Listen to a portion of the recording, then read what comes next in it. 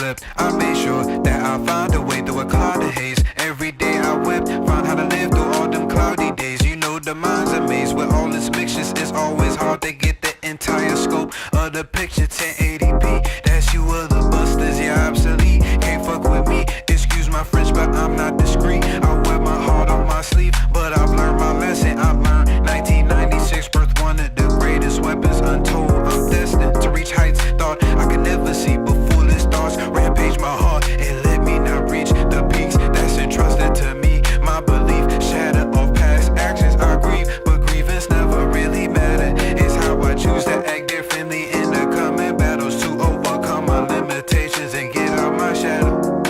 But it's hard to wade in this water where it was never shallow. Fuck it, let me get the paddles. Fuck that now, let me get this castle. Fuck that now, let me get this battle.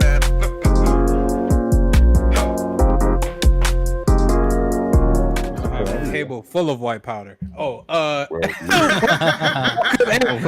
anime enthusiasts to Squad Nero, the ultimate destination for all things anime.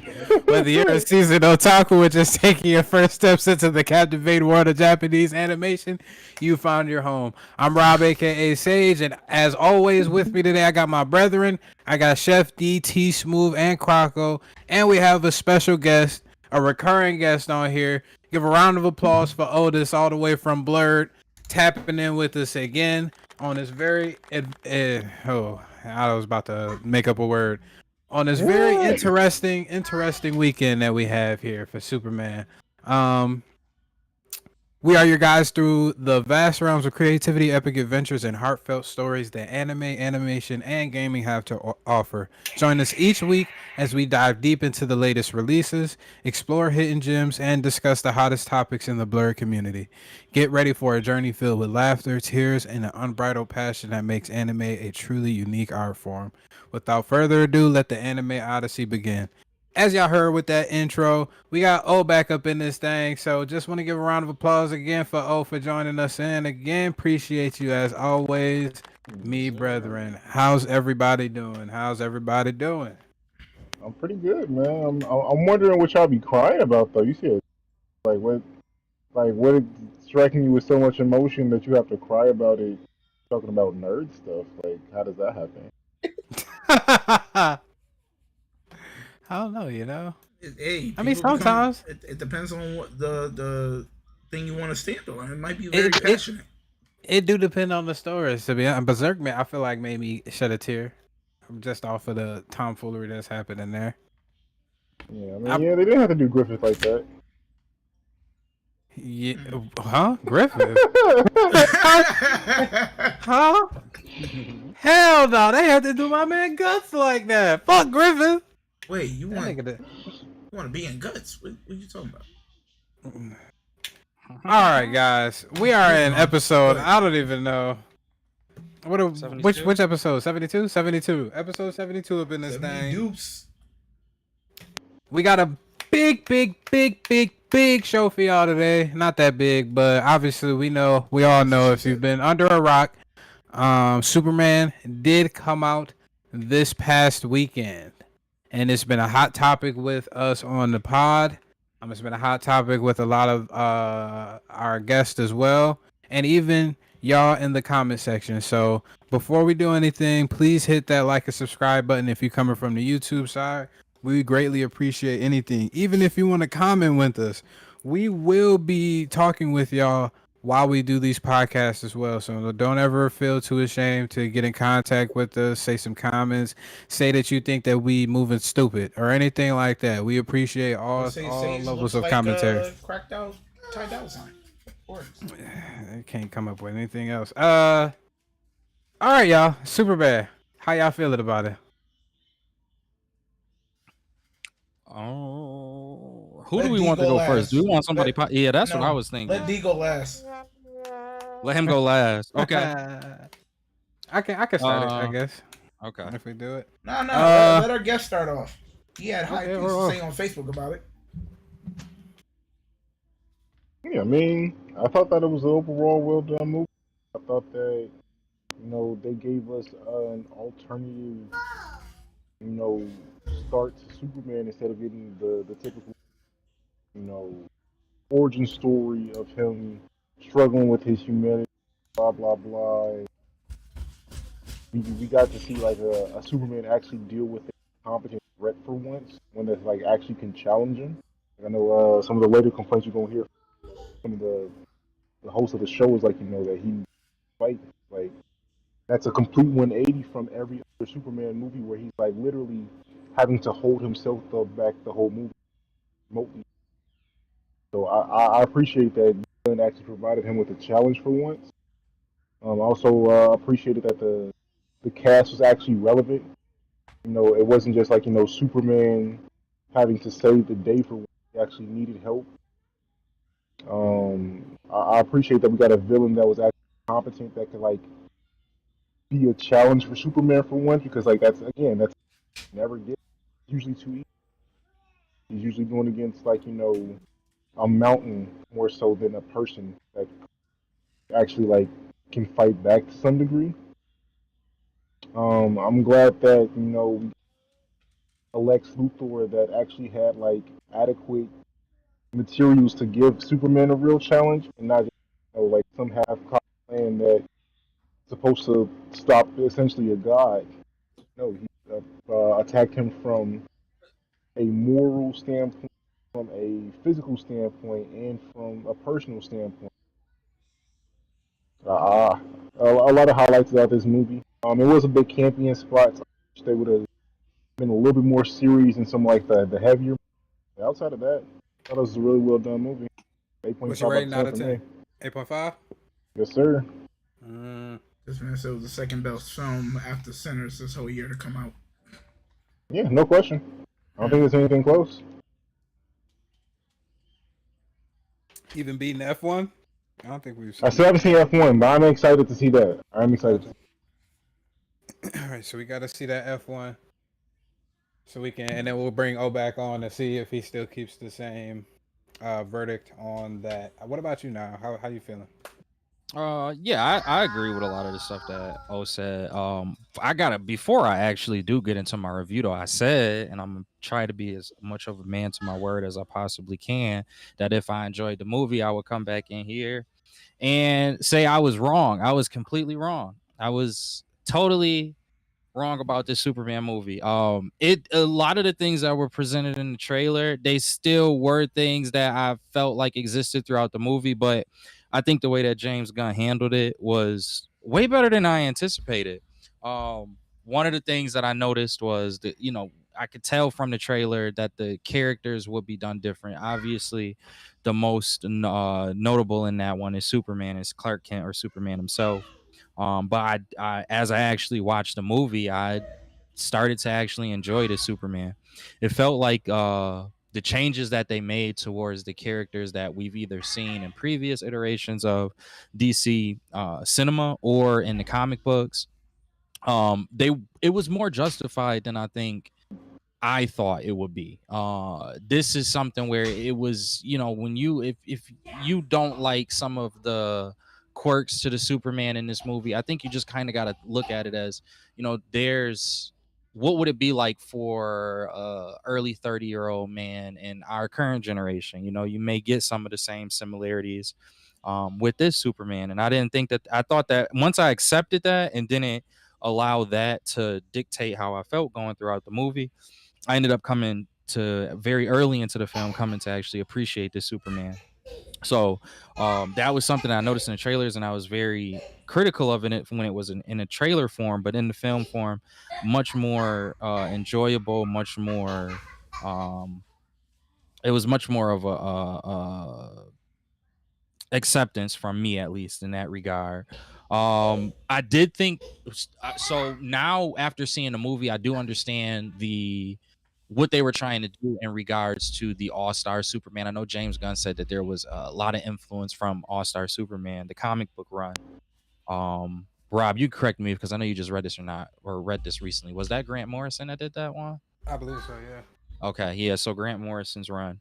I have read it before.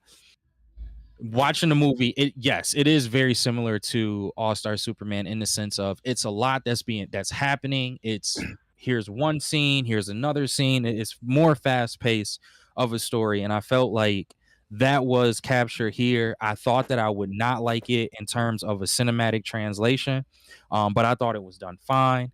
To O's point that he had said before, the idea of the characters, the idea of us not, like us not just having a film solely be about Superman.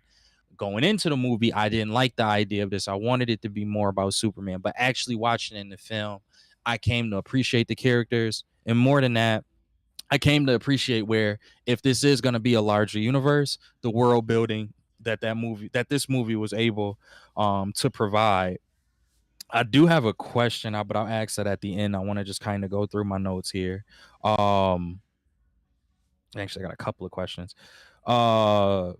The parts that I enjoy simply is just the relationships. I thought that the dynamics with the characters were done very well. Whether it was the pseudo Justice League that had Guy Gardner, Hawk Girl, and Mr. Terrific, I thought that if this is again supposed to be a larger universe, that did like the casualty of their relationship that they expressed in the movie was very very well done. Lois and Superman's relationship I thought was very well done. um I know everybody, I know when we came into it, more nerdier comic book fans, we were kind of questionable about exactly how crypto was going to be used in the movie. I didn't think that the use of crypto was that bad. I didn't have any problem with it. I felt, and that's another thing that I really enjoyed about the movie. I don't feel like anybody had too much time to shine. It felt like everybody had a decent amount of time to shine for whatever, for what they were trying to accomplish in this movie. And it was smooth. It didn't feel forced. It didn't feel wrong. It felt smooth. The things that I didn't, in terms of the things I didn't like about the movie, really go back to relationships as well. And it's only really two sets of people who I have that opinion about. I did not enjoy the relationship that Superman had with the Kents. It was fine, but I do think that this was an example of where James Gunn put a little bit more of his own personal experiences in regards to that relationship. Um, I think that we will get stuff like that with James Gunn, but it wasn't enough for me to hate the movie. And as well as that, the ending with or not the ending, but the portion with Superman's birth parents, and specifically what Jor-El and his wife has. I can't remember Jor-El's wife's name, but the idea of them taking over, or Superman taking over the planet and breeding more Kryptonians, it felt off. There may be a Superman story out there where Jor-El and his wife had darker intentions on Superman's landing on Earth, but for most of the ones that I've seen, it's normally that he has good intentions. So I know that might be a little bit nitpicky, but I just it's like if they made Uncle Ben a enemy, like for Spider-Man, if they made Uncle Ben like have some messed up thing to say, it would just feel weird because it just never felt like that was the intentions of his parents with them coming to Earth. I will save my questions for when everybody goes, but I give it I think I'm cool with settling on a 7.5 for this movie. That's all I got. All right, 7.5. All right, we got an 8.5 and a 7.5. Real quick, I'm gonna go over some things for this Superman movie. I'm kind of in the middle of Otis and Niall in regards to my rating. It was a couple things that did strike me off guard. I should have said spoiler alert as well before. I was gonna try to keep it non-spoiler for the first view, but it's already too late now, so we might as well go to the spoiler. So, Yeah. if you haven't been gone to see Superman, just wait, go see it, and then you could come back and watch this. Or if you just don't care, don't care, and continue to watch it. The special effects was on point. I'm not gonna lie. Seeing the fortress from the get-go, even though we already seen it in the trailers, that joint did kind of give me a little bit of goosebumps seeing that in the theater. Outside of some of the flying scenes, basically all of the special effects look dope. The river, I can't remember what it was, antimatter, I believe, the antimatter river, the black hole, the fight scenes, the powers for individuals, just everything. It looked pretty good. Um Most of the story wasn't bad either. It's just James Gunn has a propensity to throw jokes a lot in his fucking movies. And I would have hoped that with Superman, at least the jokes wouldn't take me out of the serious tones. And I believe Otis actually brought this up at some point in time. Like sometimes the jokes just were poorly timed in serious moments where now I don't even feel like this moment is as serious as it should be now because there was a joke placed in there. Like I didn't really like it. Hey, buddy, eyes appear. Yeah, that I don't. Yeah. Yeah, it's I was like, really? Mr. Terrific. People might hate me for this, but I promise you, outside of him fighting, the one-liners was really pissing me off. I'm not Little gonna lie, cringy. because it was like, what's the word? Token black dude. I felt like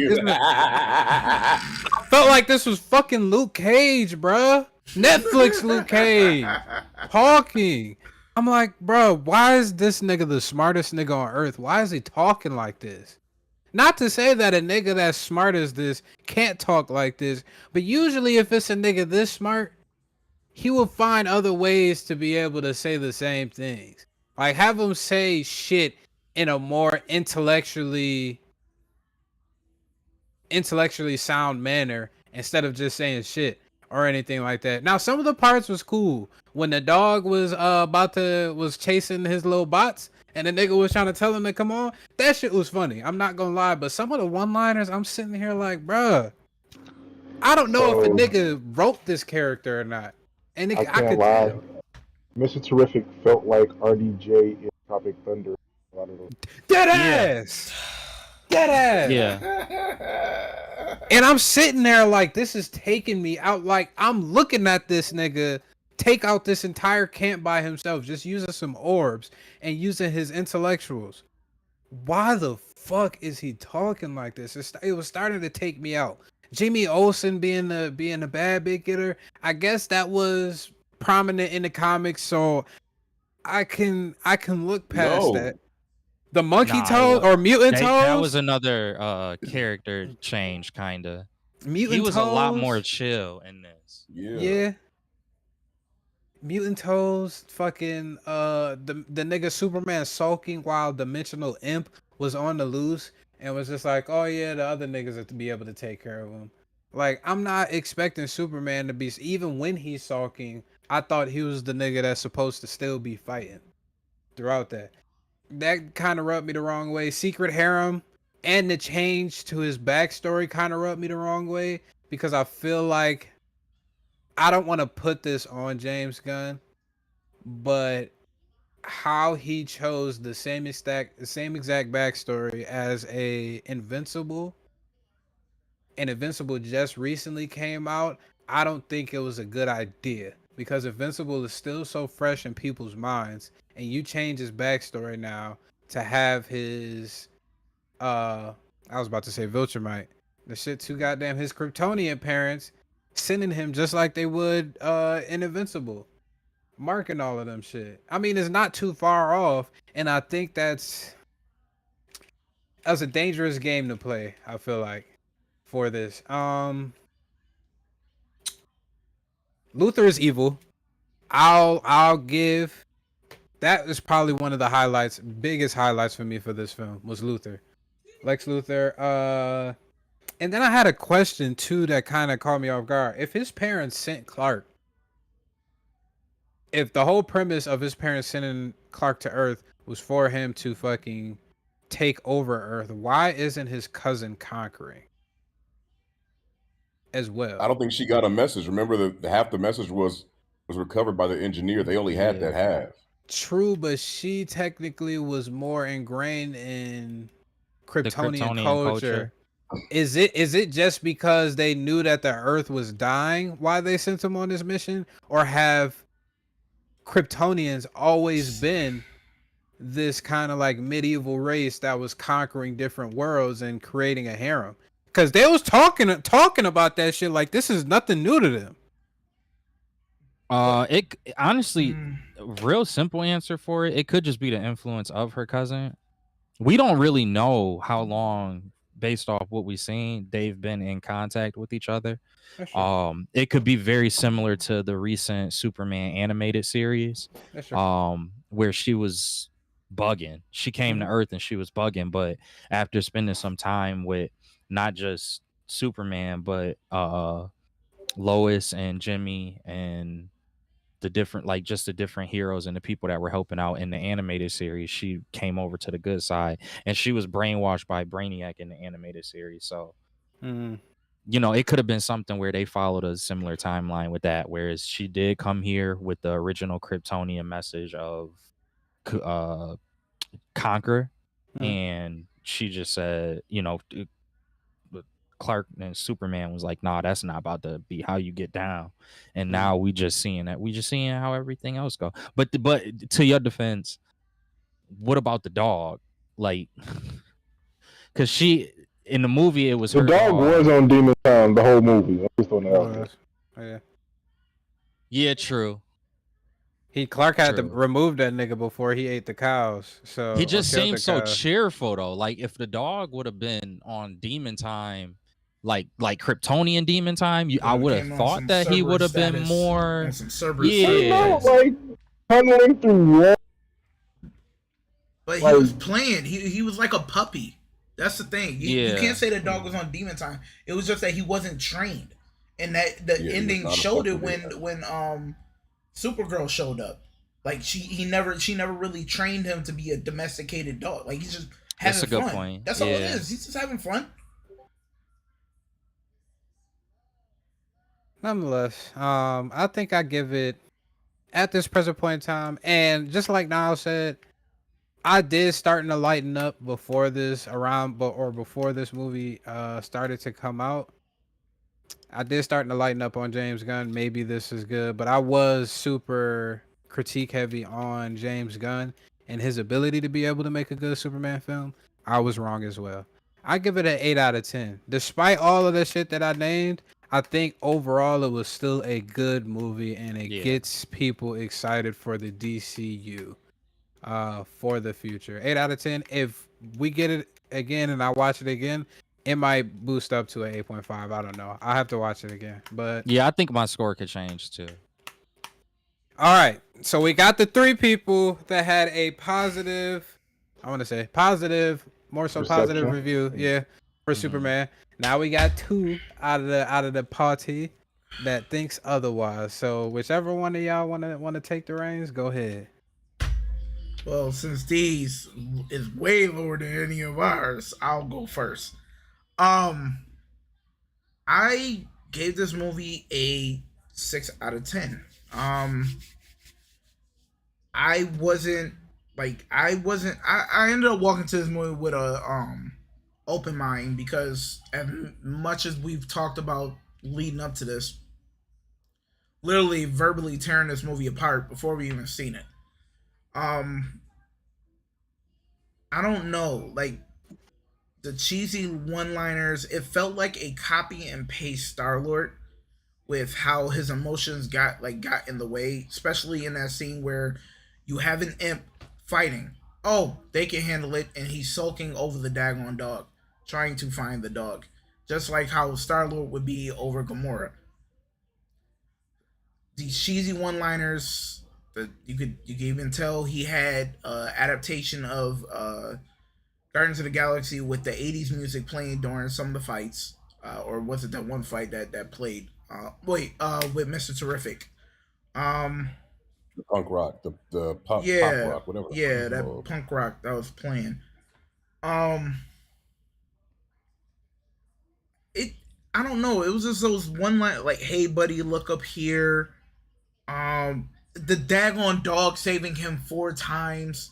I get it, James Gunn. That man's best friend. You're trying to highlight the dog way too much, like, and then trying to have a funny moment how he captured the dog and hypnotized him chasing after flying squirrels. It was like little things that kind of annoyed me, especially with Metamorpho, where it took him seeing him kill a random falafel guy that only gave Superman food once for him to be like, hey, you can get my son, right? No, he could have got your son after he left. Like innocent man could have been alive in the situation, and y'all would have been escaped. The one thing that killed me, I get it. Say said the CGI was perfect, but in my opinion, certain things were crisp, some things were not. So the Fortress of Solitude, fire. I give them that. But that pocket universe, when they were going into like that water or whatever it's called, the what was it called? Antimatter River. The Antimatter River. It felt like the world from Shark Boy and Lava Girl from Spy Kids. That's how I felt looking at that. Minecraft. Like, like y'all could have made that a little bit more crisp, like to make it more dangerous, because it didn't seem like it was hurting them. Because from Mr. Terrific saying that if we touch that antimatter, it can really hurt us.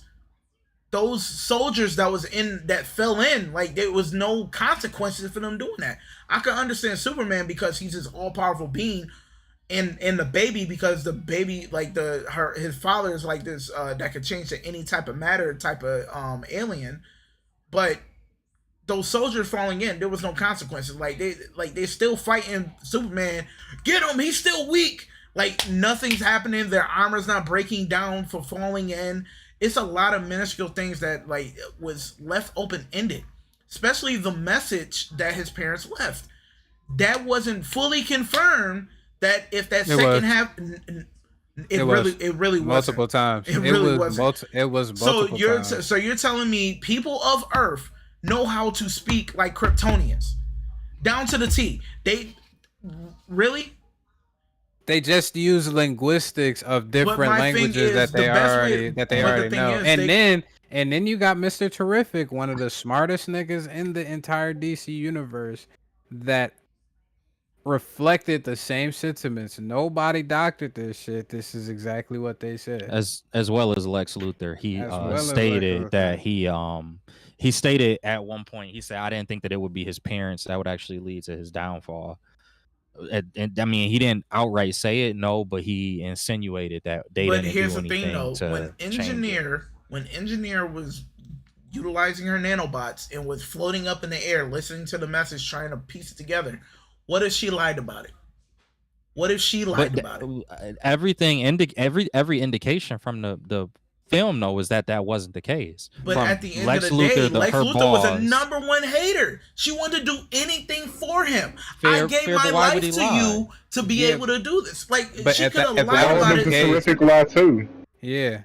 They would have had to doctor the video. They would have had to doctor it. He did not get the video from them to break it down. But they would have had to doctor it from the get-go before they even dropped it. If they dropped the same thing, then it would have had the same message that it has now. If it was doctored, Mr. Terrific would have been like, it was doctored. This isn't what your parents actually said. Mr. Terrific said it wasn't doctored. It was never shown that Mr. Terrific went and looked at it himself. He talked about it. Mr. Terrific said that his colleagues wouldn't verify it if it was fake. Yeah, and everything pointed towards that it really wasn't fake. It was that real. Was the genuine message. It's honestly now if you say you don't like the message, I agree with that. I'm not saying I don't like the message, but I've seen many different stories in different movies where situation as a message comes in and that message is not what was stated from the get-go. Like, I get it, Superman only heard the first half, the second half was all messed up, but then all of a sudden Engineer can fully break that down and they give it to linguistics for it to all of a sudden within like what it seemed like 24 hours, they were able to figure out what was being said. This nigga Lex was a generational hater. That's my thing. He could have lied about the whole thing. If he did, something would have been doctored in the process. Even Mr. Terrific said nothing was doctored, so he wasn't lying. He just found the perfect scapegoat for this nigga. Oh my god. Well, I live on my stance on that one. Y'all, that's my opinion on that situation. But I mean, it's not even about an opinion. Like, that's what was stated in the movie by several sources within the film. Mm-hmm. That's just you denying facts at this point. Nah. And the one thing that like the he one said, thing "I'm standing on this. I'm shit. standing on this one on business. And when the interview between Lois and Superman, that was so cringy and awkward because their relationship started to come into play in this situation where they're going back and forth, back and forth. No, you can't use that. No, you can't use that. Oh, that's me working on my one-liners. Don't use that. That's off the record, on the record. It felt like a very awkward conversation with them trying to do this interview. I get it. They're trying to show their relationship, but honestly, I don't know. Superman needs to go to somebody for that interview to work a little bit better. I understand it was showing like their relationship and stuff, but let Jimmy Olsen do it. Let Superman, let Clark Let Kent the come on. cameraman do it. But then he, but my thing is, wasn't he able to get an article out at the end of the movie though? He got the article out, but he But my just got thing the is, sources. but my whole thing is at the end of the day, like have someone else do it. They could have had Homeboy do it. It's a lot of reporters in the Daily Bugle where Daily Planet. Wow. I think Superman. What James Gunn was trying to do is Superman was still in his infancy stages as Superman. It was only his 3rd year as Superman. So, of course, he's going to be still wet behind the ears in regards to the American political scene because That shouldn't be. That makes no sense though, bro. But because he operates different, even though he's a human, he still makes mistakes. That's one of the biggest messages. He technically is somewhat kind of human. He has human characteristic. He has a human fucking He was raised philosophy by system. He was raised by humans. He has a innate connection to humans. Regardless, the nigga, fuck, I forgot what I was about to say. Go ahead, continue. God damn it. God damn it. God damn it. And I hate to say it, my favorite thing about that whole movie was the Justice Gang with them going back and forth on the whole name. That was my little bit of comic relief besides that daggone dog. Like, I get it, Crypto. The robots didn't really care if he lived or died. That was probably another funny part. But they try so hard with those one-liners with Superman. Mr. Terrific, I get it. I understand y'all plight with that one, with how cringy with his one-liners is. But I kind of like Mr. Terrific at the end of the day of this movie. Like, he was cool to me. I like the way, like, his fight scene, he was just swagging with it. Especially with the music in the background. Like, it really showed that you couldn't sleep on this man, because when you first see him, he's just sitting in a chair while you got Green Lantern and Hawk Girl like beating the crap out of like that kaiju. He's just sitting there in his thing, like controlling his robots. You never got to really see him fight. I felt like that fight scene was really cold because you wouldn't expect that out of Mr. Terrific, especially the way they portrayed him in the CW universe, the CW universe. He wasn't as exciting as he was in the Oliver universe. Like, this Mr. Terrific was fire. And I like that he flexed his smarts, his intelligence. That was I really enjoyed every piece of that, because you don't really get that out of like black characters usually. Usually it's just go do this, go do that, and we just go ahead and do it, just show off that we can, and then move on to the next scene. See, Homeboy busts through. Yo, I can close this thing up. I got the codes. Nah, man. And mushed him in his face. Mushed him. I am Mr. Terrific, gosh darn it. And went ahead and started like closing up the hole with the codes to close up the rift and everything that was split in the city. And watching, I was pretty much going through some like TikTok videos, and I found that Strawhead Goofy did an interview with the actor that played Mr. Terrific. He was supposed to just push him out the way, but he asked him, he was like, yo, is you okay with it if I mush you out the way? He mushed him, but didn't mush him as hard as he did in the movie. And James Gunn said, cut, do it again. Like, it for him to take that on, like, even as an actor, to be able to do something like that, to make it more profound, to show that he is that dude with his smarts, I thought that was kind of cool. Now, pro factor for mushing a nigga. Pretty much, like, no. Like, my thing is like, yo, get out the way. I can handle this. I don't need you. That's what I meant by that. Not The idea of him being able to yes. stand on his own feet Yes. without another character Something having Superman couldn't to do. compliment Right. him. Yeah. Yes, Taryn. Oh, What are you doing? I'm giving my I'm just trying to make sure I understand this correctly here.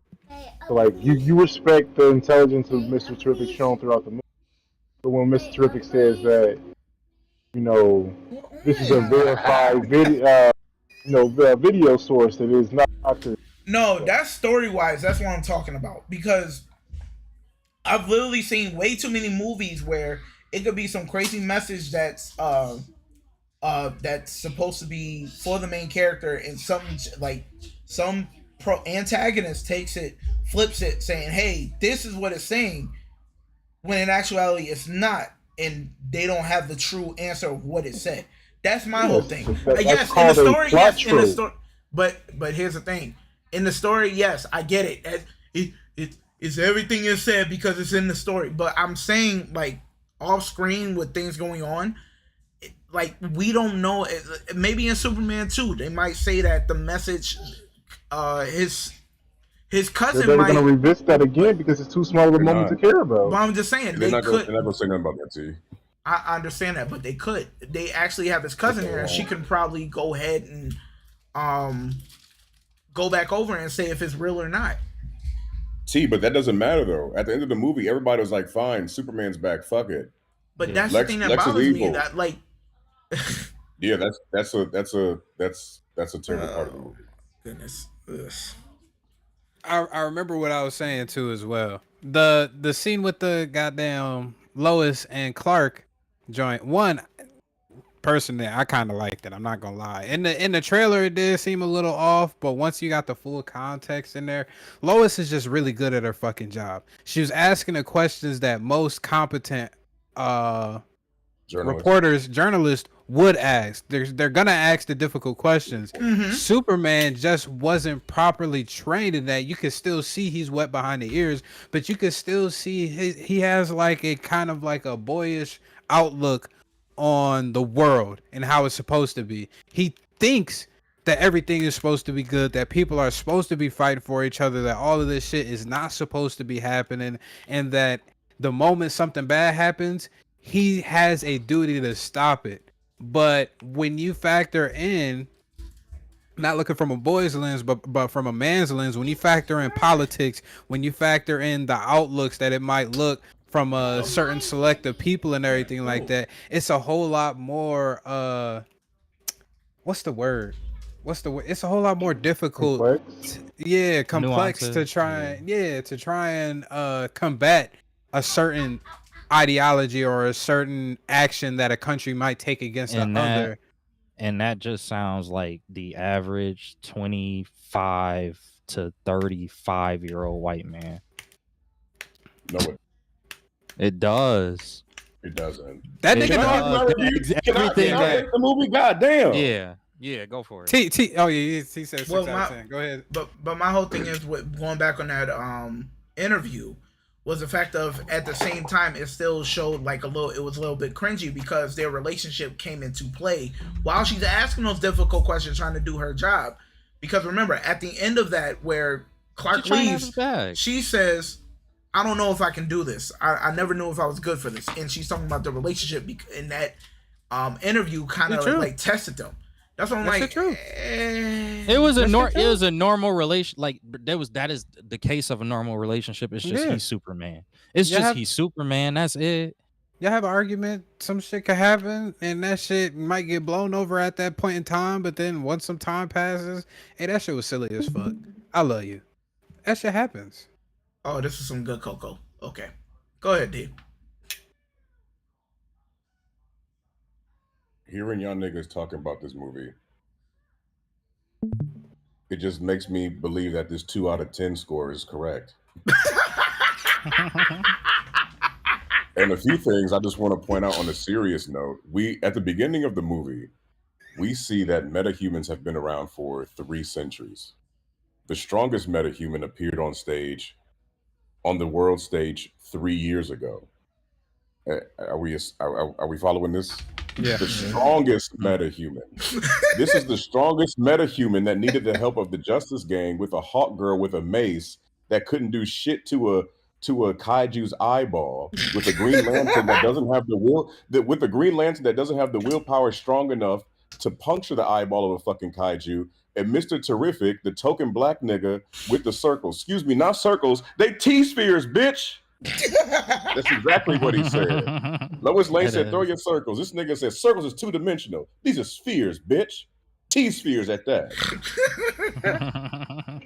This nigga was basically James Gunn. I agree with Rob. At first, I liked Mr. Terrific, but it was iffy about it. I was like I always go to the movie. I'm like, let me go with an open mind. At first, I'm like, it ain't as bad as I thought it was. Seeing Mr. Terrific do these one-liners being a typical nigga, it was like he should have just been speaking jive from that point. On some Pootie Tang, he should have just been speaking jive. Shout out to like, honestly. I like Guy Gardner. I didn't like Hawk Girl at all, screeching. Then she had wings. James Gunn said they were organic wings. But then she was reading a newspaper. Then she didn't have the wings. And all of a sudden, it's like, okay, Superman's the most powerful metahuman, but the Justice Gang is sitting in this Hall of Justice, not giving a fuck that Superman has been taken and not even looking for him. So then it's like, okay, so what is their relationship with Superman? They know his identity, but they aren't going to look for him, right? Then there's other things throughout the movie where it's like, okay, you know about hypnoglasses, you know his identity, you know identity. Hypnoglasses, how are hypnoglasses going to work if I look at Clark from the side of his profile and see that he looks like Superman? Then when he turns around, what is he going to look like? Fucking Billy Ray Cyrus? So what's going on? Then we got Perry White smoking a fucking cigar as the city is being torn in half. The city is being torn in half, and Perry White smoking a cigar, talking about some, go on, what you got on, Lex? You still got that spaceship upstairs? How many people can it fit? Steve, you going. Cat, you going. We all going. Nigga, what? The city is being torn and you worried about a paper? Are we serious? Not only that, but Steve Lombard didn't have to be in the movie. He had one line talking about, oh, your shit isn't like sports. It's like, but like, I get James Gunn does his comedy shit, but he could have had Steve Lombard out the movie and then the girl with the blonde hair out the movie. They added nothing. And then it's like the serious moments. I get y'all like Crypto. I didn't like Crypto because it's like, yo, like you saved Superman so many times. Yeah, he fought off Lex and the Engineer when they first got in there. But when Superman is saving baby Joey, he says, save the baby. And Superman, you can hear the distress in his voice, save the baby, Crypto. And Crypto's flying in, and then it's like it stops. The seriousness stops because he just starts licking the baby. It's like James, like this is a scene where we need Crypto to be that hero, to do some shit. Like what the fuck? Not only that, this was my one gripe about the third act. Why the fuck Superman is depowered by the kryptonite? I get that. One thing about that first. We all see that Superman is the most powerful metahuman. He stands for hope. He is all good. Lex Luthor says the whole world loves him. He came on the scene recently and the whole world loves the whole world. So Superman stands for hope and the whole world loves him. Metamorpho couldn't say, you're the guy that can save my son. You're fucking Superman. Instead, he holds the kryptonite and Lex leaves. He doesn't just depower and just say, hey, I'll make fake kryptonite, but I want you to rest up and go save my son. No, they bring in fucking Baljeet, the falafel nigga, and be like, yo, we're gonna play Russian roulette with this Baljeet nigga. I saw him save you once you fell 800 feet out the sky into the subway system, and he went down there and grabbed you. Superman, give up the shit I want, or Baljeet dies. And Is that his name? No, it's not his name. Molly. That's, I was like, there goes our Molly. Yep, there goes some potential. Well, wherever it goes, and then it's like he kills her, and Superman is sitting there with puffy eyes, puffy lips, on the verge of death, and then you hear Metamorpho sobbing. I didn't think he would just kill him right away. What did you think he was going to do to your son? I didn't think he was just going to kill. Boy holding his son like, ha, ha, ha, ha. Yeah, the dude is holding his son, and then Lex kills him, and Metamorpho's crying. I'm like, you've been poisoning Superman for what seemed to be a few hours. The nigga. Quite literally kill it. I'm like, you had enough kryptonite in the palm of your hand where Superman on the ground wheezing for air. And you talking about some, why are you still looking sick? Nigga, you've been poisoning him for hours. And then he's like, I can't create the sun, but I've got the I've got the elements to do it, then just fucking do it. Then you got niggas in the boxes next to them talking about hey, he's doing something. Y'all, he's trying to break you out of prison. So you mean to tell me all these humans realized Superman was in this box and didn't think that, oh my gosh, we have hope now that Superman is here. He can be the one to get us out of this shit. No, they start screaming and telling people that Metamorpho was doing something and Superman is doing something. What the fuck is that? What the fuck are we talking about? And they defense though, like if somebody trap you in a pocket universe, that might rattle your nerves a little bit. Like yeah, until I see Superman, nigga. Sorry. Superman in the same cell as you. Superman that don't scare you. Me? That wouldn't. No, I mean, that wouldn't put a little fear. Naya, we know Superman is all good. Superman in the same cell as me. Superman didn't get weak until the nigga started making kryptonite. At that point, when the nigga started making, if they can hear everything going on, and Superman says, "I need the sun for my power." First of all, Baby Joey should have been dead. The nigga across should have been like, "Wait, I don't see the green kryptonite glowing. Your son is about to get it." No, he just sits there. That's not accurate because they already saw Superman being carried unconscious into a field. Yeah, that was kind of terrifying. Yeah. Man, I don't get, but they shouldn't. I feel like they shouldn't just be like the greatest hero of all, the greatest of all metahumans, and spread all of this hope shit. And then I really didn't like. Yes, the greatest of all metahumans right here in my face. I'm probably gonna act right too. Nah. I'm gonna be like, yeah, Superman finna get me out of here. He's the symbol of hope. That just shows how evil Lex Luthor truly was to everybody, including Superman, but to even the other people as well. Now, because they were more afraid of Lex Luthor. Goddamn. My bad. Go ahead. I was gonna say he's not evil. He's just petty. Most of the people within him. He's evil. Lex is evil, but I really did not like the change of the story from Jor-El and Laurel, or whatever the fuck the mom name is. And it was like having Bradley Cooper be Jor-El wasn't some shit where everybody's like, oh shit, Bradley Cooper. It's like the nigga's just reading some Latin bullshit off a screen and we get the rest of it. And it turns out, like you said, it's like some Viltrumite shit. And then my thing is, once they defeated the kaiju and the people turn on Superman like, oh, fuck you. You just been trying to get us on your side. Boom, boom, boom. Then at the end of the movie, it's like, people just trust him again. It was like, yo, like there's no rage, there's no anger. Like, how do you still know you can trust a man just because Lex Luthor was arrested? Like all of your anger, all of your worries are just gone now because Luthor was arrested. And it's like, bro, like this shit just kind of all over the place. And my thing was like the Lois Lane and Clark Kent. I thought that was a pretty good scene because I was like, okay, there's a different dynamic. We see her doing her shit and we see him thinking just because I'm Superman, she's gonna be all giddy, and this is like, no, nigga, like she's got real questions. You went over to another country and stopped the war because you said people were going to die. Okay, like you just can't do shit like that. Like you should fucking know that. You're 33 years old. Like this not a 27-year-old Superman. You're 30 fucking 3. So you were 30-year-old nigga. You should have some type of political understanding of shit you can and can't do. You feel what I'm saying? Like you shouldn't just be, oh, I'm gonna just fly over to Egypt and stop this fucking missile. And like, no, nigga, like, relax. Just fucking relax. And it's like, yo, like, they just had this nigga doing all of this random shit during fight scenes. I get saving the dog. That was, cool. Superman is gonna save the dog. Hey, get out the way. Get out the way. Let me use freeze breath and gently blow this nigga out the way. Then he saves a fucking squirrel? The squirrel was a little like, all right, we ain't need to see you have this nigga saving a squirrel? So you mean to tell me, okay, he's saving the dog, he's saving the squirrel. How come he ain't go save no fish when the fucking ocean was being split in half? This nigga's just sitting there doing bullshit, fighting Lex Luthor bots. And I'm like, yo, what's going on?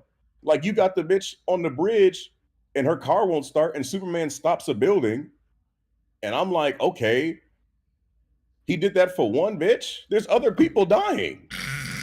Buildings are being torn in half. Skyscrapers are falling over. And then they got the kids in fucking Kondak raising up a fucking flag screaming Superman. And you're like, oh yeah, Superman's gonna swoop in and save the day. He's gonna be that symbol of hope. Guy Gardner? Huh? What the fuck? He had his hands yo, full, bro. If this was a Superman movie, bro, we would have been fucked. If he was the only hero in this movie, the world would have been split in two. But I think that point right there, that was the point. Exactly. This I think nigga that's said the whole Superman. thing. No, I'm talking about from the trailers. You can't talk about I want to James Gunn. I'm on your ass, bitch. Talking about I want to bring Superman back, the Superman I grew up with, and you got the kid on the fucking flagpole screaming Superman, Superman, and then Guy Gardner swoops down. Sorry, kid, suits can't come in. You got to upgrade though. And then Hawk Girls walk around with a mace, doing what? Screaming at niggas? Are you kidding me? And you got Metamorpho just being Sandman. What the fuck is going on? We got Sandman, fucking Banshee, and Green Lantern just giving Tank middle finger. Are you fucking kidding me? The best part of the most action we seen was some Guardians of the Galaxy bullshit when Mr. Terrific had T-Spheres going around fighting niggas like he was Yondu with the flute whistle knife. Damn. It's like, goddamn. That is. How much Guardians of the Galaxy shit we finna get in a Superman movie? That is And it's like, damn, he went to the pocket dimension for a fucking dog? We like, you think about the movie. Where's the dog, Luthor? The fucking dog. And Luthor's just like, ha ha ha, I got you, bitch ass nigga. I got your dog in a pocket universe. Huh?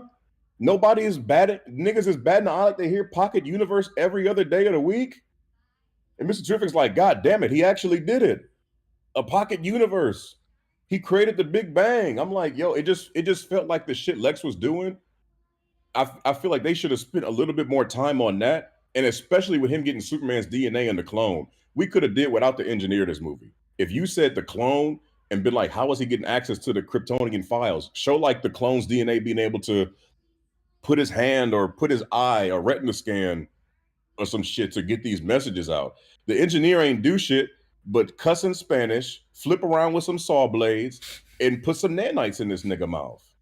And it was like you could have flushed out the fight between these niggas in the stadium, had the mask off, had Superman fighting his clone in a battle, and it was like, no, Superman's just gonna dive bomb. How did he fight the kaiju? He flew up in the air and fell on his back and gave the kaiju a concussion. How he finna fight the engineer and his clone? He gonna fly up in the air and just dive to the ground. 3 years as a superhero and that's your finishing move? What the fuck are we talking about? This nigga don't got a punch, kick, elbow combo, nothing? We just gonna let this nigga die? Hey, Dave, just remember, A1, C45, D8, Bro, F20. let me get to that real quick. The nigga Superman was breaking the sound barrier to get back to Antarctica to find a dog. He was breaking a sound barrier. And you mean to tell me Lex can be like, all right, he's come around this corner at about Mach 3, A4, B26, Z8, H22. What the fuck are you doing? And the thing is, his whole crew of supercomputer scientist niggas was acting like they was doing good for the world. Who was that nigga they had? Who was the nigga was like, that's it, ladies. That's a wrap, ladies and gentlemen. And they start cheering. What? What the fuck? What? You niggas was button mashing and beat Superman's ass, and now we just sitting here like, yeah, that's Lex Luthor for you. What the fuck was that? Like, I don't understand what the fuck. And then the LexCorp niggas showed up at the end, and we just, bro, I don't understand. Physics clearly don't exist in this universe. These niggas was about 3,000 feet in the air. They get laser burned when they was fighting Superman, and they fall to the ground and they survive. What is going on here? Superman is fucking weakened by kryptonite, and he says, Crypto, save us. We're going to a black hole. Save us, Crypto. Crypto don't listen. Superman, who's in a weakened state, by the way, turns around. He's like, fuck it. Since I can't fly in this river, I'll turn around and use my freeze breath to push me away from this black hole. Are you fucking kidding me? Do I look like a fucking retard, James Gunn? I was asking questions like, you got that much energy to blow you, baby Joey, and a fucking dog away from a black hole, and you didn't just fly away in the first place? Metamorpho is a floating head with a gas body, a tentacle body, and he can't hold his son when he morphs? What the fuck are we doing? The niggas make it out the fucking black hole spot. Why is Lois Lane even going into the Phantom Zone shit? What was you about to do?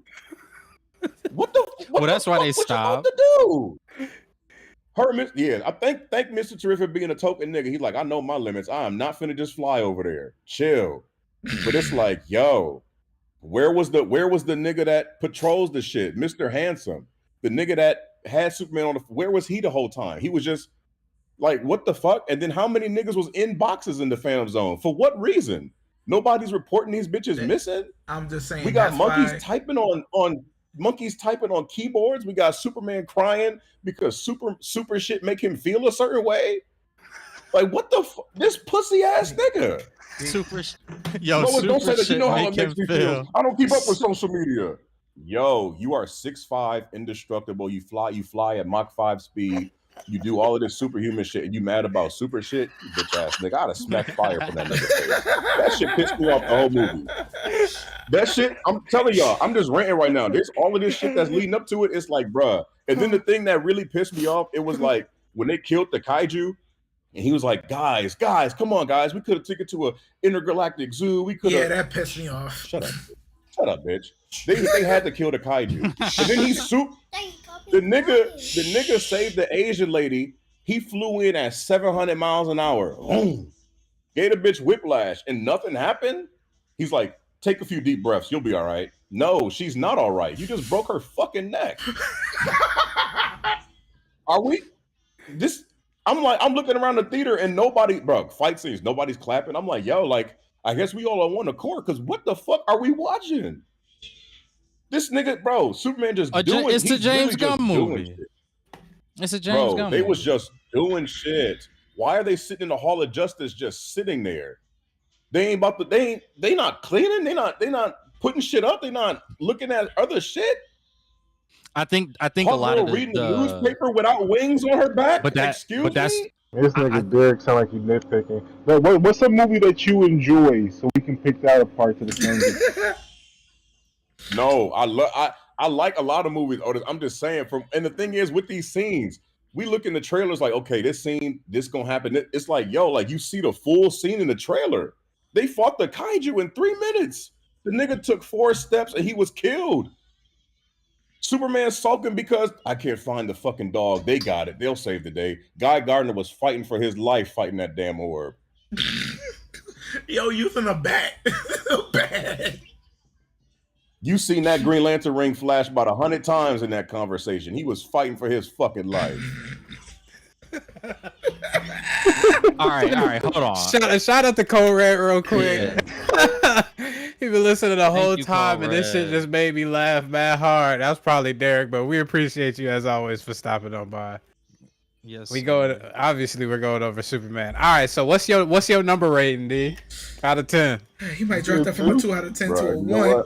It might drop to a 0. I'm not gonna be too harsh. There was some shit I liked. Like Rob said, the CGI wasn't as bad as we thought. Besides Baby Joey, but the reason I really took this shit down to a 2, I did not fuck with the score at all. There was no memorable parts in the movie where I'm like, this is a score that's making me really feel like I'm immersed into the scene. It was like damn. I might agree with you on that part. Yeah, I agree with you. It was on like, that. Okay, cool. It was like the 80s Superman shit, cool. Like I like that score, but it was like, other than that, where's the score at that's making me like feel like I'm part of the action and doing shit. It was like, damn, I really feel like if David Cornstalk was given a better script, it would have been a better movie. I felt like this shit was too cheesy. It was too much Guardians of the Galaxy James Gunn. Tell me if I'm wrong. If y'all seen from all these cameos we had, if you seen a fucking Shaggy and Scooby cameo in this movie, would you have been surprised? Nope. Fair. No, you wouldn't. Otis, that's fair. That's fair. That's all I'm saying. It was like the whole tone was like, God. Yeah, damn, it was definitely a James Gunn movie. That nigga but that's it. But like, all right, D, hear me out for a second. For DC, like where DC was at, right? If a James Gunn movie worked with the masses, could you understand? Hold on, I think it muted. I don't know whether that's you or me that got muted. No, this is muted. No, I couldn't hear. Maybe it's lagging. I don't know, but yo, I think D. Did he mute himself? Okay, no. Yep, there he is. There it is. It was a Hail Mary. getting James Gunn for how for where DC was at. I mean, they just wanted somebody who would come in and have better direction. James Gunn's comic book movies do very well, and and it's not like, I don't think that we got to look at this film and think this is the Superman that we just are permanently going to have for the foreseeable future as long as it's under James Gunn. I think there is still an opportunity that they could have a more Superman emphasized movie in the future. This is just, I think, just a way to kind of like not be as critical of it is just to look at it as this is just them trying to open the door. A lot of the movie was them trying to introduce us to different characters and such. And that's how it felt. It felt like I want y'all to understand Superman in this world, but more than that, I want y'all to understand this world that Superman is in, because we're trying to do more with it. What do you think about that? What was your question? Just what do you like? What do you if this was just an introduction, excuse me, and we could still potentially get a Superman, a more emphasized Superman, serious Superman movie down the line. Does that make you feel any better about this movie? Only if James Gunn is not tied to this shit. Damn. It's possible in the future. If this was a Booster Gold movie, it would have been a 9 out of 10. But it ain't Booster Gold. Would you take this? So far, we only have Superman. Would you take Superman over any of the shit Sony has dropped outside of the animated, outside of the MCU? Sony? Yeah. Like, is it better than the Sony movies? Yeah. Oh, yeah, nigga. I don't like none of them shit. Okay. As long as we got that. You thought I was gonna be on? No. I knew you wasn't. We just making sure we putting in the context for the folks here. I just hold this shit at such a high regard as a Superman film, where it's like, okay, you starting off your unit. Well, God forbid, I don't think he's starting the shit off of Superman, because apparently Blue Beetle part of this universe. But anyway, I'm like, yo, like, to have him lose so many fights and not be a symbol of hope. And it's like, I understand he needs there should be other characters there, you know, along the story of showing that he does need help sometimes, but it's like, damn, every time he needed help, he ain't even stopped the rift. Goddamn. I was like, damn, how he gonna do this? Oh yeah, no. Why would he do it? He didn't do anything today. He didn't do anything the whole movie. He lost every fight. If you said we need somebody right now to stop Darkseid, I'm calling fucking Crypto. He couldn't. No, yeah, I think that's what they're trying to illustrate. Is it's just very early on. He 3 years in. It's not just him. Like the other characters that we saw, a lot of them were all over the place for the most part. Mr. Terrific was a genius. 3 years is OD to be fighting for 3 years and just getting your ass. Yeah, but okay. At the same time, though, if we took Mr. Terrific is a genius. He knows he should be able to kind of figure out what's happening with everything with Lex. Because if I'm correct, in the comics, he's smarter than Lex. I'm not sure. They might be the same on the same level. I think he's the third highest intellect in the DC universe, if I'm not mistaken. But in this film, it felt like he was still trying to kind of get a better understanding on the intellectual capability in this universe as well. I think that's like a big part of the movie. I feel like a theme of the movie was they are all still just trying to figure it out. Like, it doesn't feel like being a superhero and knowing what their position and role is. No, the Justice League, as in, you know how you said, okay, going back to what you said about the Justice League, they in the Hall of Justice and they did absolutely nothing. They just sitting there, right? A more established Justice League, right? I do agree with you. I don't think they would just be sitting around like that. But this is a Justice League that's owned by Maxwell Lord. That's why they had the same suits. More reason to say that's why they, like, in terms of where they position is supposed to be as heroes, it doesn't feel like for really any of them they're in that set position yet in this film. It feels like we're gonna get more material. If they had a different director, it really would. I feel like there was maybe. I just really feel like there was probably too much shit going on, bro. We did not need Hawk Girl at all in this shit. It was a lot of shit. Very minimal role with her. It was something that kind of stuck out to me. Usually we get, like, especially in All-Star Superman, this was probably the comic run. This is one of the few Superman comics that I've read but it really showed off his intellect in a manner that I wasn't familiar with from Superman. That was one thing that I feel like was missing out of the movie. It didn't really show off his intellect like But that. that was also a more established Superman. That was a Superman at the That is end, where true. this was a Superman at the beginning. That is true. You got a point there. He did. It depends there on when is you kind say of a- like. I'm not trying to compare like Zack Snyder. I'm saying in Man of Steel, the nigga, when you talk about inexperience, he was Superman for a day and snapped Zod's neck. That was his first day on the job. This nigga been around 3 years.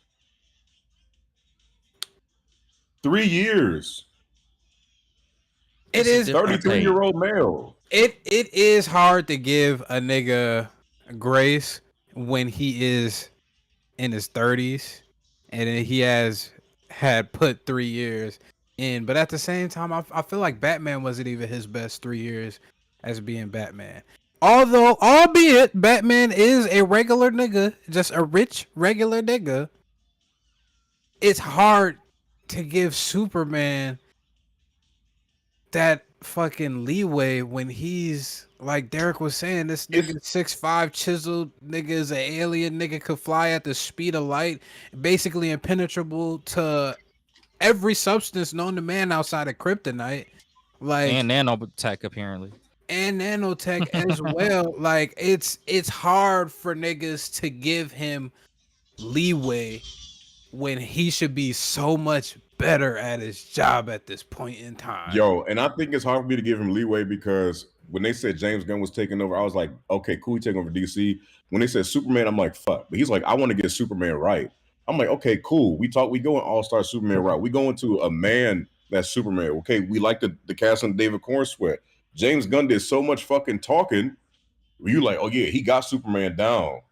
His Superman gonna be, he ain't gonna be no bitch.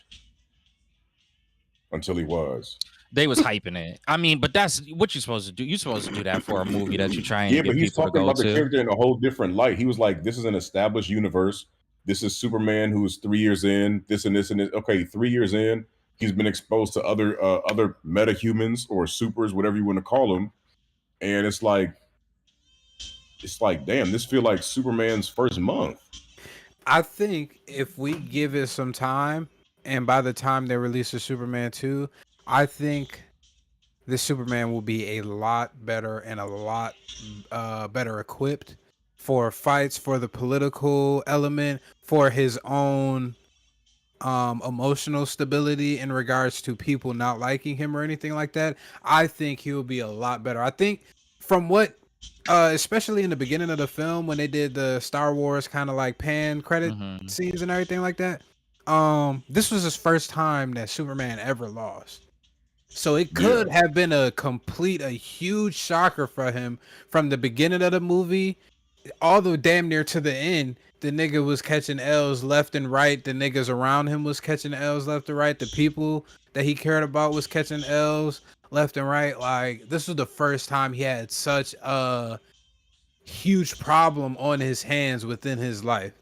So, but that wasn't stated though, and I feel like that would make a better story for the movie. Like, he didn't. I'm saying he didn't say. They said it in the beginning. This is the first time he lost the fight. He's saying he never. You saying he actually saying it? Because when he got to the door and they said Kal-El, and they put him on the joint, and they said play the thing that sues him with his parents. It's like, yo, if y'all took the time and had Superman like say to the robots, this is the first time I lost a fight.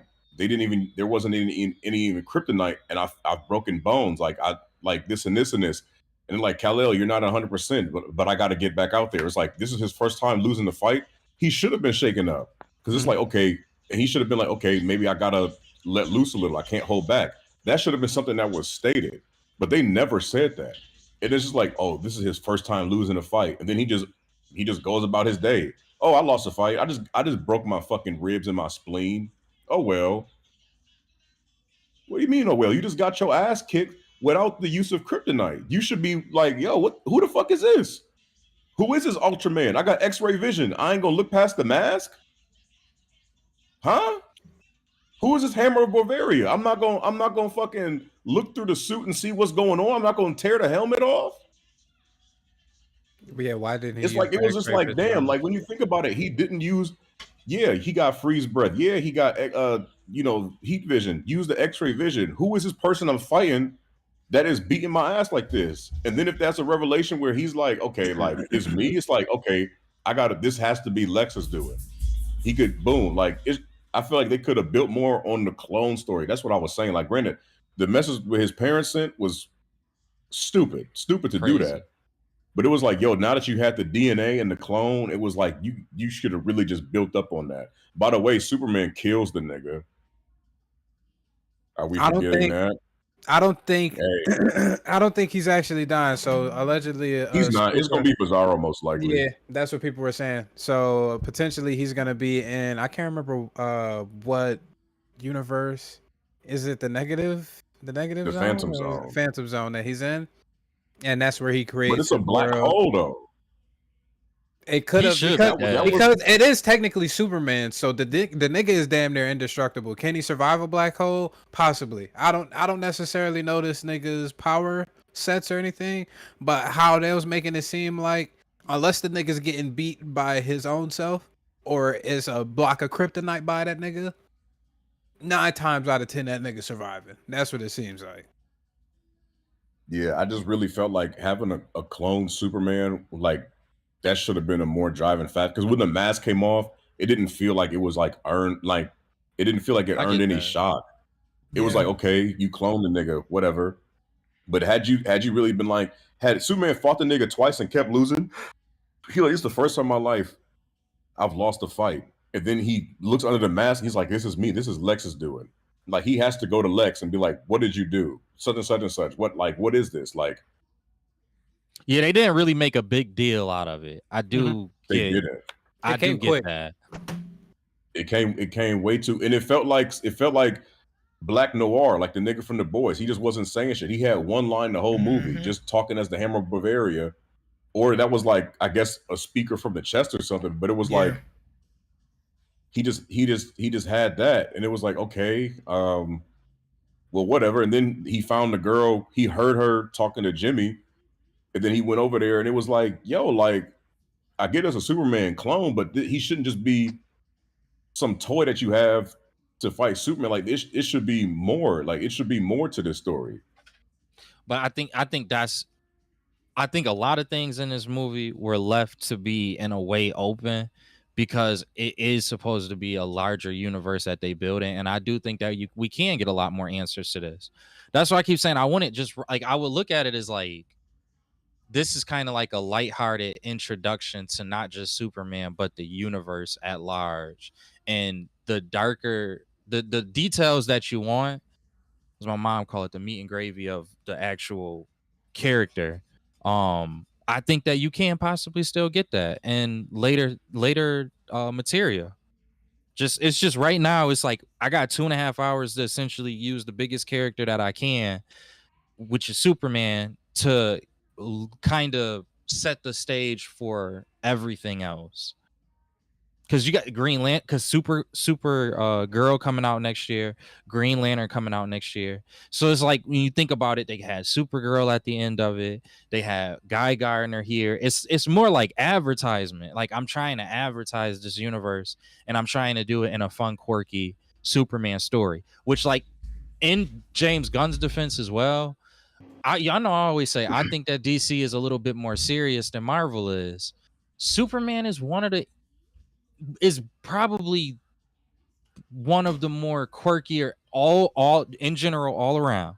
Like if you look at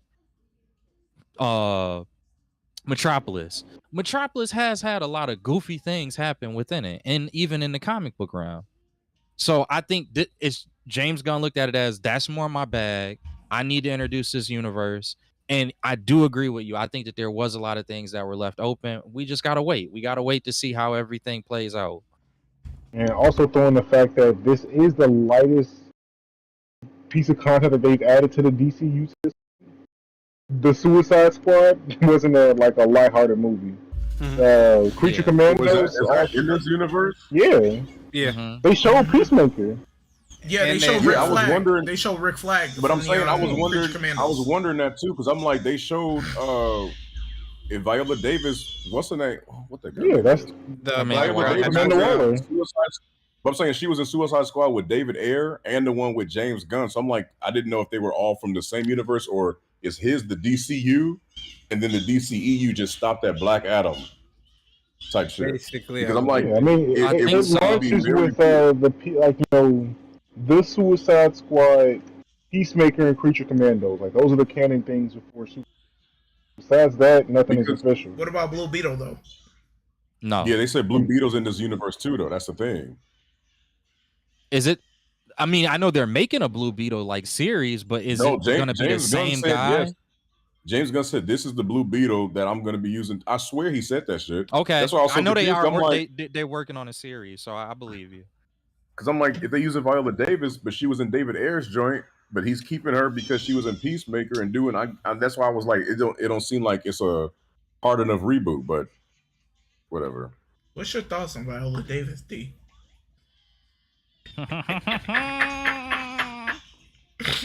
Viola Davis. No, Do y'all think? I know y'all might have some bad, or I mean, y'all might have some bad. What is it? Obviously thoughts, but damn, what the impressions? Yeah, bad scores for the movie. But do you think that this was a good enough movie to kickstart the DCU? I do. I think it was. It was decent. I think it gets people interested, gets people curious. I think this is the best movie they put out since the Dark Knight trilogy. Yeah. Oh, another question. What about you, D? Before I ask this other question. I think so. I really don't hope it's too many jokes in these next joints, though, bro. I got you. Not all of them will be. James Yeah. Gunn even said I mean, on I the know red they not, but carpet. I think one thing they need to focus on for like, because granted, we got a lot of superhero films coming out over the next decade. You feel me? So it's like, Mhm. I feel like Ja- for DC, like you have some of the most recognizable characters: Batman, Superman, Wonder Woman, your Flash, your Green Lantern. Please work on a better fucking score for these movies, please. I'm not mad at that. I think with James actually outsourcing for a lot of the characters, because he said that he hasn't really been able to get a connection with the character such as he did with Superman, and even then he was having difficulties at first until over time it actually started to work for him. So I think with the other more serious tone like Batman's, I think he's actually going to be outsourcing. There was already speculation that he was trying to get in contact with Ryan Coogler in order to direct something. So that just shows you where his ideology or where he's moving in regards to just the entire thing. If it was just James Gunn directing all of these shits, I Yeah, fuck wouldn't no. be as excited. But knowing that he's actually outsourcing and everything, that actually has me super excited. Not saying that James Gunn is just the shitty ass director or shitty ass movie maker. He's not. It's just his style is very catered towards white men, Yes, Just humor. liberal white men in especially their his comedy 50s. stuff. Yo, it was white niggas in there. I couldn't even listen to the fucking words that was being said in the movie because niggas, white dudes was laughing OD. I'm like, that shit was not, it Bro. wasn't that funny. But I guess. Nonetheless, Man of Steel or this. I want to get away from comparing. I'm not gonna lie, but it's just too easy of a question to ask right now. Man of Steel or this Superman? Which one y'all I mean, taking? I Two would say different Man of types of Steel movies. because That's I Two really different like types of I really movies. like the action in there, but I feel like I would say the brightness in this movie, Man of Steel did feel boring and dull at times. Mhm. And it's like the action just kept you in there. For this one, it was just like, okay, there's more color, there's more going on. But Mhm. it was just like the James Gunn style ain't really worked for me. I feel like if this was under a different direction, then probably yeah, but I'm taking Man of Steel. I mean, personally, I think that Man of Steel had a better act.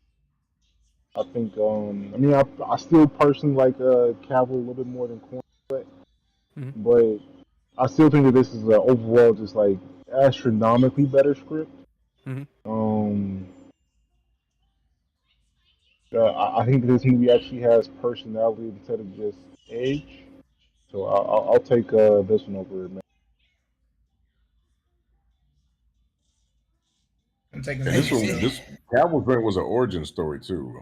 Mm-hmm. Yeah, I'm still up in the air. I'm low key. I wouldn't be appalled if I started to say this one.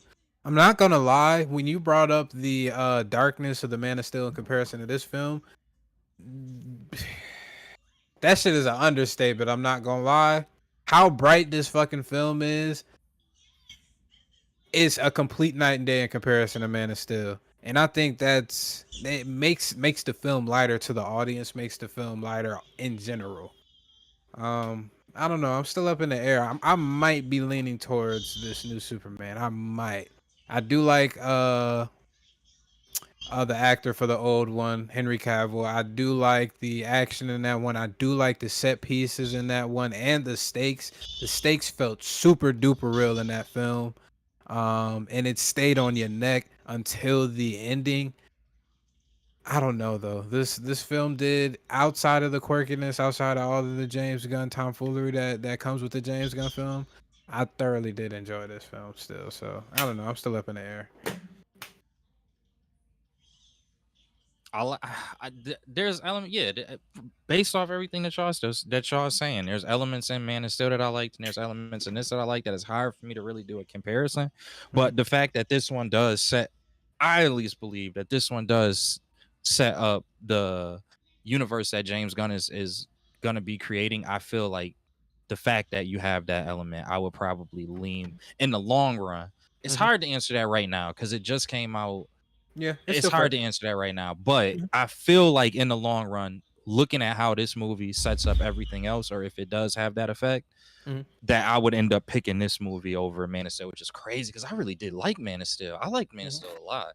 It wasn't like a great movie. I just am sometimes a sucker for like, I like action.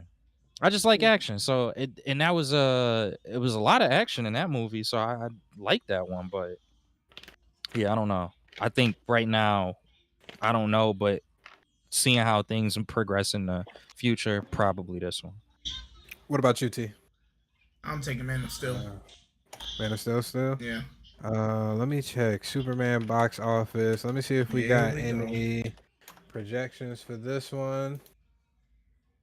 A lot of speculation that this is going to 217 million global opening.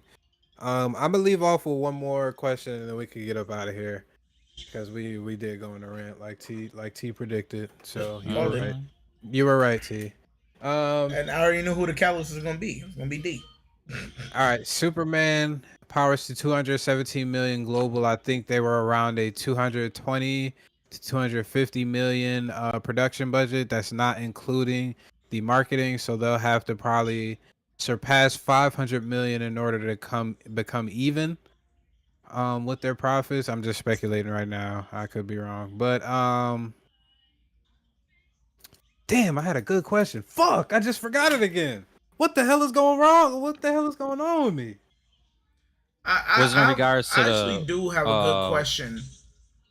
Gross. Well, I do have a good question. With some of these movies and their Rotten Tomato scores, do you feel many of these movies match the scores that are shown on Rotten Tomatoes, or do you feel like they're blown up? I just gave up on Rotten Tomatoes years ago. Rotten like Tomatoes being a horror hit or especially being a horror fan, a horror lover. Come on, like you can't do it. You can't. Yeah, the only movies that they got right, and like especially with horror movies, is the A24 films like Hereditary and all that other stuff. That's the only ones that really they got right. Yeah. I couldn't give a fuck less about a tomato meter. About who? A tomato meter. Oh yeah. And I've realized that these people that, and I feel like this is what podcasts are needed for as well, like super fans of the film, because some of these things have agendas. Some of these review things have agendas. People, sometimes they want to push a film. Sometimes they're getting paid to not push a film or anything like that. Like, it's always a hidden agenda. And like IGN is one of the biggest review bomber things. And they just be fucking missing all the time. Like everybody's starting to not care about reviewers. Everybody's starting to get back their own intellectual capacity to be able to judge something and not give a fuck about what other people think about this shit. Sometimes you're gonna like some shit that people just don't like. And that's just life. I mean, just with the internet in general right now, people are trending away from looking up views. People look up reactions.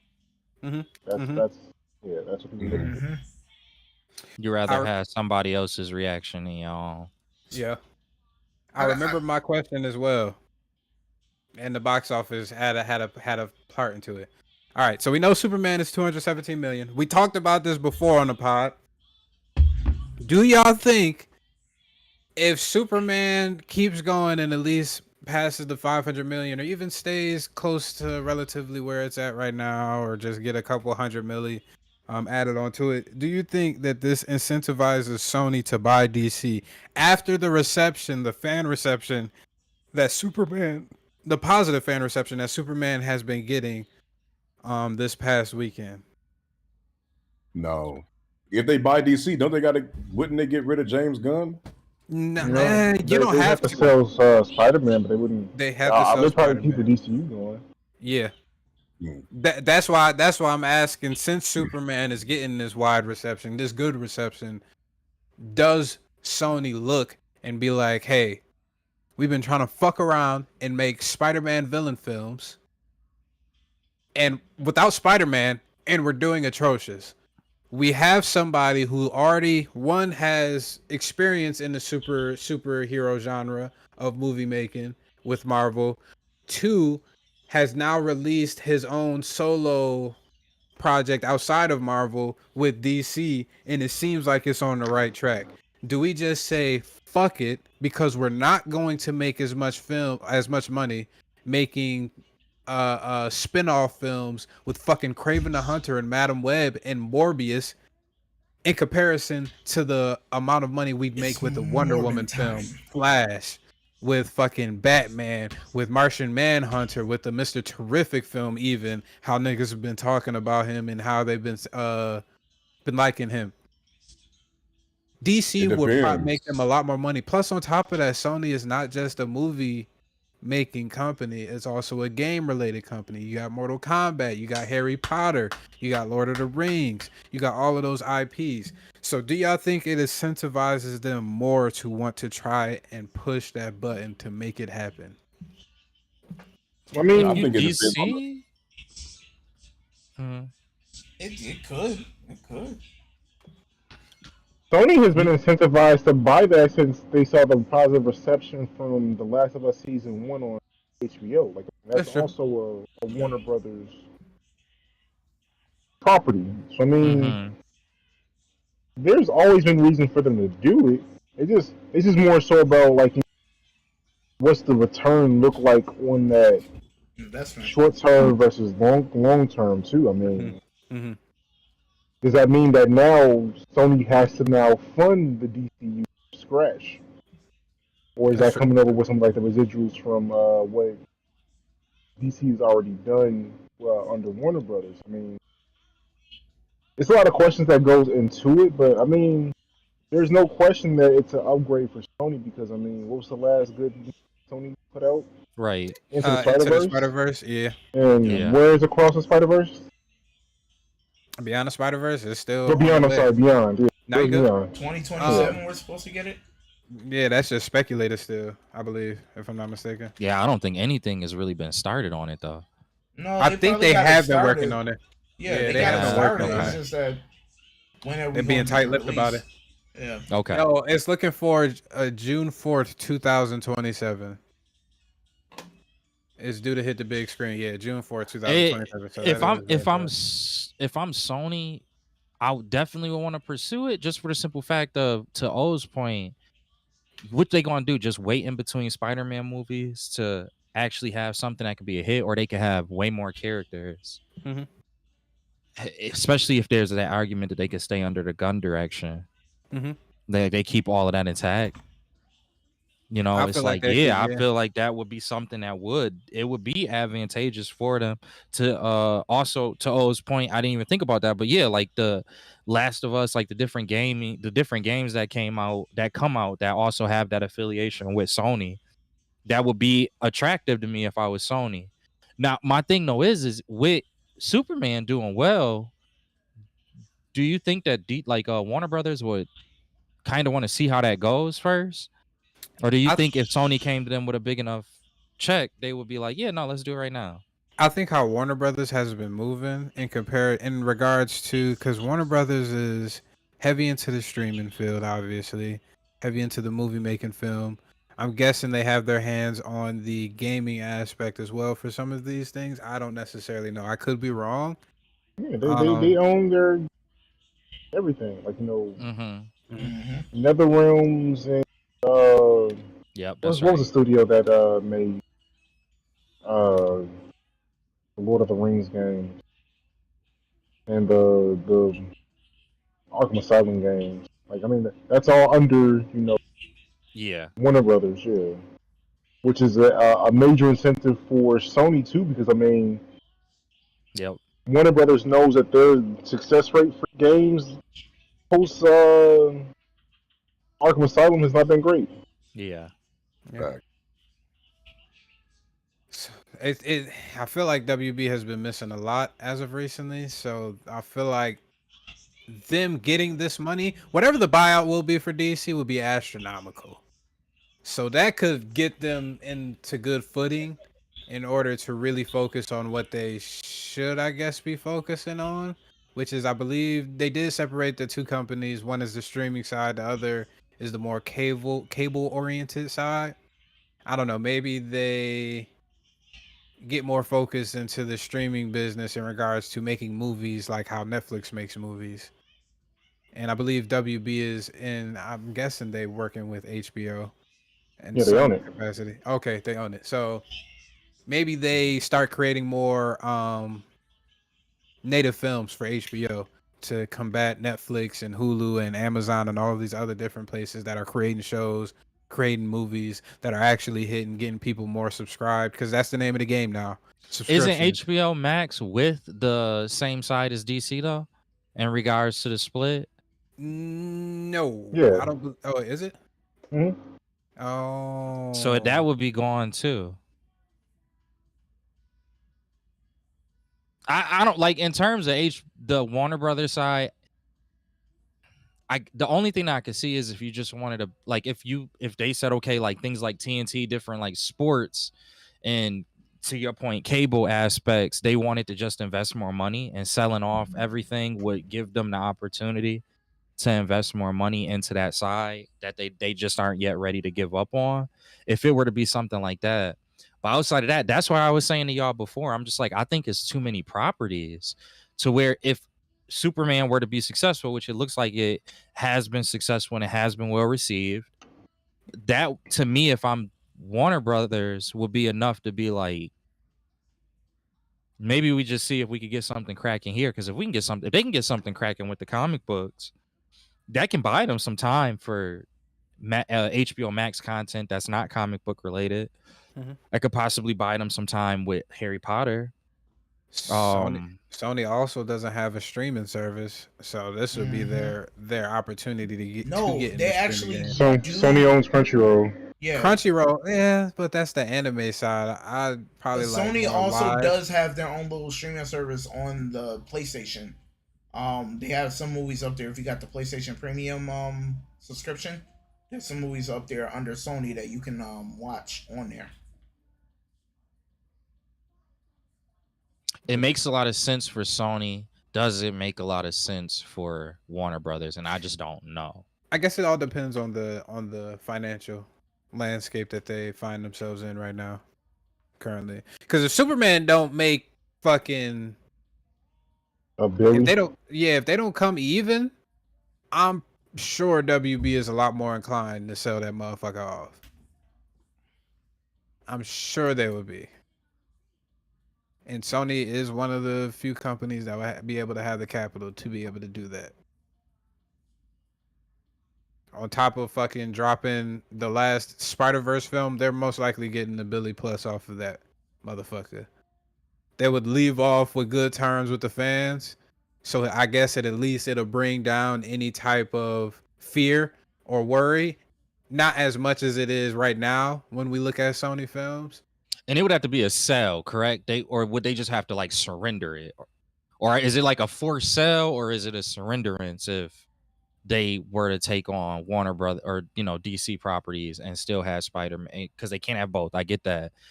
How does that work? I'm still I'm trying pretty to. sure it'd be a forced sale. Like they'd have For sale. Yeah. Oh yeah. Yeah. See, for Sony, I agree with y'all. For Sony, there's a lot of elements to it that make a lot of sense.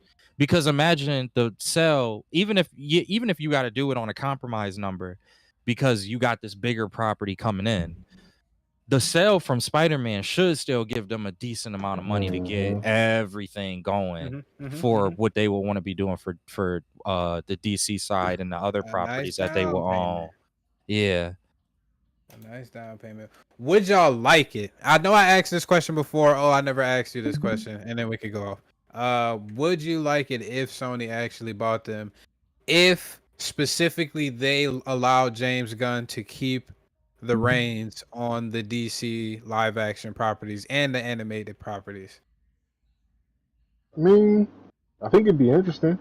I'm curious to know what games will come from that, because there's a lot of options from what could happen on that software side of that. I'm also curious to know what type of movies and series will come of that. So I mean, I think it'd be pretty cool to at least see what it would look like. Damn, Apple is in the process as well, or in the runnings to trying to outbid them for it. Yeah, supposedly this split is going to happen officially by mid 2026. So it's still in the works. They obviously have to go through all of the contracts, contractual things and everything, business side, all that jazz. So it hasn't fully happened yet. I'm guessing they're just fielding offers to see if anybody wants to acquire them. So Okay. I'm curious. I think Yeah. if Sony doesn't shoot themselves in the foot like how they always do, if they actually just let James Gunn, somebody who looks like he actually cares about this shit, have the reins, I don't see an issue with it. I'm Yeah, curious. and to add the interest that we were kind of discussing before, and I know we talked about this on the podcast before as well. The animated side, I'd be very curious after seeing how Sony has the commitment with a cinematic animation, going ahead and doing a cinematic animation film. It'd be interesting to see some of these DC stories from the We'll take an animated animation side. to a whole nother level. Yeah, I'm not I gonna would Yeah. definitely want to see that. I mean, so we've already seen the success of Into the Spider-Verse. Mm-hmm. You might actually would see that Batman Beyond one that was if Sony was to get that. That'd be fucking cold. So Sony's animation team with fucking Or Batman or a Green Lantern. imagine Naughty Dog getting Static to work on. You know what I'm saying? That'd be cold. Ooh. Or a fucking Flash game. We haven't gotten a Flash game or a Superman game since I've been fucking in diapers damn near. Fact. Yeah, that's okay. We don't. You're like, I don't want them to do that to my niggas. I don't want them to do that to my niggas. But hey, hopefully we shall see as time will tell. But if you haven't gone to see Superman or haven't gone to the movies to see Superman, no, we probably, you might as well go check it out just to see how it is. You know, I'm not gonna sit here and hate poo all over the film. Most of the guys feel like it was a pretty solid film. The others don't necessarily feel that way, and that's okay. You can watch that movie for yourself and make your own judgments. It's all good in my book, all right? But we appreciate y'all yet again. Episode 72, if I'm not mistaken, right? Yep. Appreciate O from Blurred, content director. Appreciate you again for always stopping by, giving us your knowledge on the situation and all the topics that we have. Do you have anything coming up that you want to shout out real quick for Blurred? Yeah, look out for the info for our Marvel Rivals tournament coming up next. If you got your squad and you want to enter, there are still spots left. Have a good time. You want to look at blurred.com. It's always new content going up that way. All right, appreciate that. Shout out to Blurred for our 6-year anniversary. Here's a continue to grow and build and figure all this shit out. 6 years, the big 6 years. I'm trying to find a golf clap. I'm sorry. There we go. Appreciate you for whoever did that. Congratulations for the 6 years. Thank y'all for staying. If you haven't, please hit that like and subscribe button. We greatly appreciate that. Again, Code Red, shout out to you. Always, for the most part, always stopping by, always commenting. If you want to comment while we talking, and we gonna bring you up, so you might as well comment. If you think that we dumb as shit, let us know that we dumb as shit, so we can rebuttal your ass. No. Let Sage know he's dumb. And I know I'm Don't smart. tell me nothing. All right. We probably will be back here at our regular schedule of program time. We got 2 weeks until Fantastic Four too, so get all Can we y'all. take bets on that before we go? What's going to be better between this and yeah. Fantastic Four? Let's go. Box office wise. Box office and quality. Let's do both. This nigga stay with the box office. But I mean, it is a marker. It's not a big marker for me, but it is a marker. I think Fantastic Four is probably blowing this shit out the water. Both. Fact. I agree, but I feel like my reasoning is a little different. Superman kind of had it tough with the Jurassic Park, and then you got to follow that up with and then Too bad, Fantastic nigga. What Four. you think gonna do better? No, I said my answer. I said both. I said Fantastic Four for both. Yeah, Fantastic Four. I think commercially, Fantastic's going to do better at the box office. Quality of film, I think this is going to be better. I have very low faith. I think the casting for Fantastic Four was wrong on every single character. Really? Okay. I don't think anyone is the right person. Maybe Sue. We'll see how she turns out. But like, this is the worst thing we've ever seen. This is by far the nitpicking. Those are actual characters being casted versus he took so many when he's supposed to be presented with a challenge. But I got a outside question. of Pedro, I don't know anything about him. I got a question. Pedro? With you're saying this is the worst thing that we had. Which thing out of the last two Fantastic Four iterations was a good thing? I would take any of those before this one. Whoa! Okay. Wow. We haven't even watched it yet. Time out though. For the look or for the actor? The actor. Oh, the actor. Oh, I thought you were talking about the look of the thing. I don't know enough to combat anything that he's saying right now. Only one I know. My is thing Pedro is, I Pascal. thought Otis. I thought you took it as how the thing looks. The aesthetic. This is the worst looking thing we've seen. I'll take the Power Rocks that we got with Michael Jordan over this shit. Whoa. I don't agree with that part. Whoa. He literally looks the same one out I of the thought this is the most comic accurate. I Yeah, thought this is the most comic accurate we've seen the thing. The skinniest version of the thing I've ever seen portrayed. His voice is like higher pitched than It's Mickey the voice, Mouse. facts. Like, nah, bro. Like, nothing about this is the Big Grim that I know. And Johnny, this is the corniest Johnny. Johnny do look a little weird. I ain't gonna hold you. The best, in my opinion, the best Johnny was Chris Evans. Yeah, Chris Evans. There's no question. No question.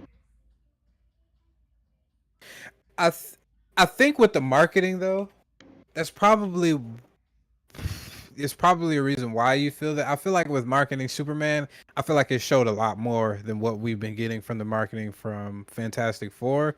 They show bits and pieces, but you don't really get a resounding outlook on any of the characters yet. So we might have to have you back on after the Fantastic Four, see if you still have those feelings, and see if I'll definitely slide back for that. You're like, no. I'm confident about this one. Yeah, I'm almost certain that Fantastic Four is going to be another bad movie. I've heard a lot of. He's not the only one that feel that way though. I have heard that more as we gotten closer to the film. It's kind of like the opposite. Yeah, it's kind of like the opposite that happened with Superman. I heard more people have more confidence as the film went on, and I've seen more people have less confidence for Fantastic Four as the film is approached. I'm not gonna some of these fucking things. I still think it's gonna be good. Like some of the fucking shots that they got in this fucking film is phenomenal, dog. He said it's not enough if they don't got good chemistry. This the first family. You got Pedro Pascal. That I mean, nigga's been on a fucking. what was the last Batman? The Bane in it. Dark Knight Rises had some fantastic shots. Still shitty movie. That is true. The second It can't happen. That is true. It can't happen. But my thing is, if we're talking Dark Knight, it's 2, 3, 1. The first one was meh. Second one's the best. The first one is melatonin. Yeah. That first ass, one, I didn't go to sleep in that hoe. Yeah, the first one was. But that second one, fire. All right, so now we know we will have O back on the podcast to get his thoughts on this Fantastic Four film. You saying box office wise, Fantastic Four is going to do better, but the actual movie is going to be shittier than Superman. 100%. All right, so we will come back on this. We got to write. Let me write this down. We will come back to this, and then we will figure out. I mean, it could still be the same thing, but I just want to see if he changes his mind. Hopefully. Because I got this Marvel paycheck in my back pocket. Hopefully he changed his mind. Hopefully I'll be able to swing him on the other side. But we gonna see. All right, y'all. Appreciate y'all yet again. Episode 72. Y'all have a good rest of y'all week. We will be back with some anime games. Me and Nara was just cooking up another one for y'all. So next time we have some guests, or even we do 2v2 on the podcast with just the members we got today, then we could do that. But appreciate y'all yet again. Y'all have a good rest of y'all week. Peace. All right, so let's do this. I